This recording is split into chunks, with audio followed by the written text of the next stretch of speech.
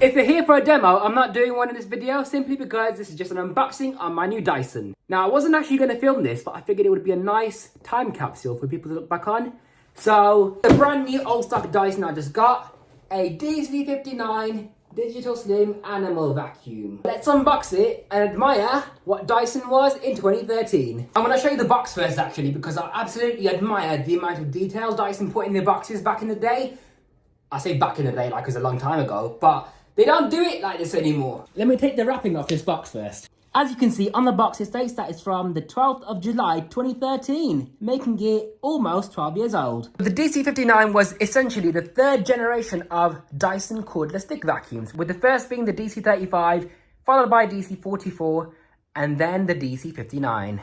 With 3 times the suction power of any other cordless vacuum in use, it's a really powerful one. This was their latest floor tool at the time with carbon fiber filaments, gave you up to 20 minutes of powerful suction, or 17 minutes with the main motorized floor tool. A mini motorized pet tool. Thanks to the 2-tier radial cyclone technology, you got 15 cyclones now. The new V6 motor spins up to 3 times more faster than conventional motors, making it the most powerful cordless vacuum of its time. A re-engineered battery, that's that side. Now let's take a look at this side.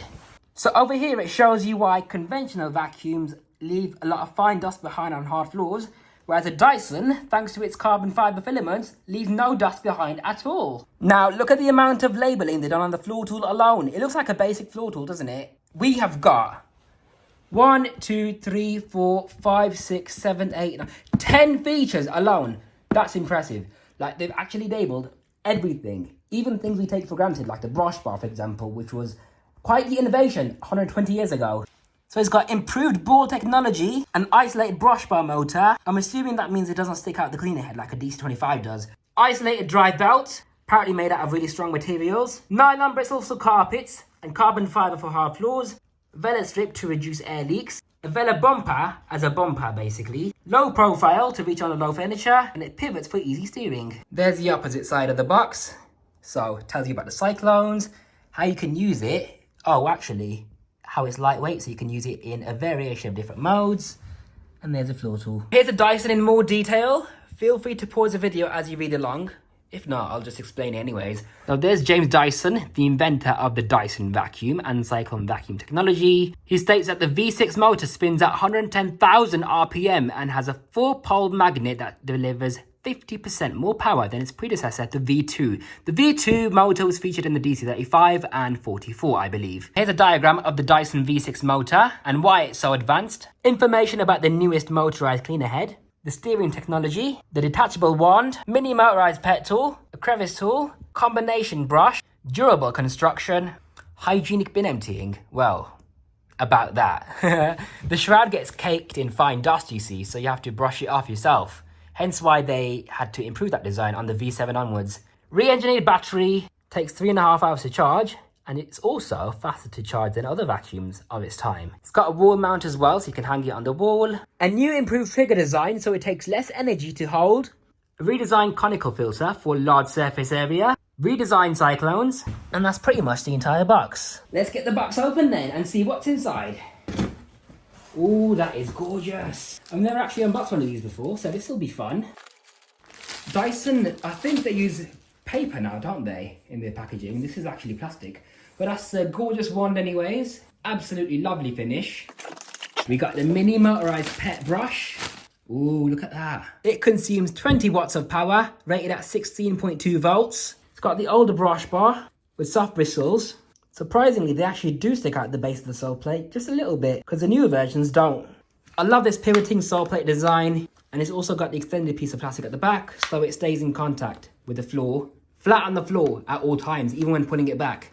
And there's an end cap as well, so you can remove the entire brush bar for cleaning. Up next is the crevice tool. It's a basic crevice tool. It has got bleed valves in it on either side to help with airflow. It prevents the machine from pulsing on and off, because when the machine's obstructed in airflow, that's what happens with cordless Dysons. They just go on, off, and then they shut down. This is a wall mount. It can contain 2 accessories, and there's a 2-in-1 combination tool. So it's just a wide open gap with a little Vela strip and a dusting brush. This is the charger. Nice and shiny. There it is. It says Dyson on it. Looking absolutely gorgeous. And this is the main floor tool. It's a wider path cleaner head because some V6s actually later on had narrow versions of these. So you got 2 rows of nylon bristles for carpets and 2 rows of carbon fibre for hard floors. There's also a fluffy strip on the back as well to help with dusting, and it prevents any scattering on hard floors as well. It's got the ball technology, so it moves around. It's currently locked into place because this lock is activated. When you put this floor tool on the floor, that wheel presses in and then you can start swiveling around. When you lift it off the floor, the lock activates to prevent the weight of the motor tilting the head on one side. So that's why it's locked into place at the moment. There's information on the carbon fibre. Just like the mini motorised head, this main floor tool is also rated at 20 watts and 16.2 volts. And lastly, we got the main handheld unit itself. Whoa, look at that. Bin flaps open for some reason. It's still got charge even after about 11 years. So first impressions, I actually forgot how light these are. They're incredibly lightweight, even compared to a V7 and a V8. Emptying is really basic. You just push down on this little red part here. Bin flap opens up, press it again, and then the bin comes off. This is the issue about the V6 because a lot of hair and fine dust takes the shroud, so you have to brush it off with your fingers or whatever. On the bottom of the battery, it says, correct as of the 29th of November 2013. So it's definitely a 2013 model. On top of the Cyclone, there's your filter, which gets dirty on the inside rather than on the outside.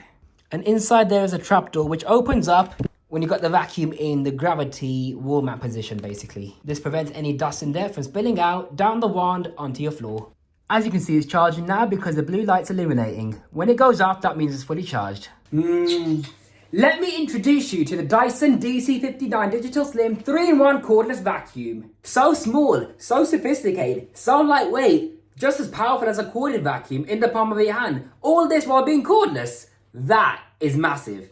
In 2013, this baby was unsurpassed, and the same can still be said here in 2025 compared to many others. What's amazing is how Dyson could produce something like this that picks up as much dust and dirt as a corded vacuum. In fact, it's more powerful than Dyson's very first vacuum, which produced only 90 air watts of suction power. In comparison, the DC59 could produce 100 air watts of suction on the maximum setting. That's 10 air watts more than the DC01 in case you're not paying attention.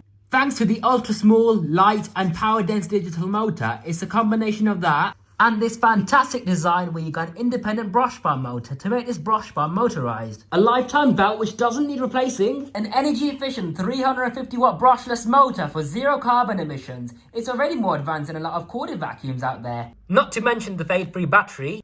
And Dyson's patented root cyclone technology, which uses centrifugal forces to fling dust and dirt out the airflow, keeping the filter clean, which gives you constant suction room after room. This is proof that you don't need tons of electricity wasted to produce a good vacuum. So not only do you have a motorized brush bar, you got a narrow suction opening to concentrate the suction and the airflow into your carpets. These little cutouts are for large debris. This is where the drive belt is, obviously, but on the other side, you got minimal blank space for optimized edge cleaning. Look how much the carbon fibre filaments and the main carpet bristles stick out the base. So not only do you get the benefits of an upright vacuum, you also get the benefits of a cylinder vacuum because look, wand and floor tool, making it far more easier to navigate around and in between furniture. And because of this form factor, you haven't got the drawbacks of dragging a big, heavy, bulky, cumbersome cylinder pull-along barrel vacuum behind you. Especially things like a Henry, because those things do cartwheels in the middle of your hallway. So with this beauty, you get the best of both worlds. But don't forget guys, this is not a 2-in-1 vacuum, it's a 3-in-1. Let me show you why.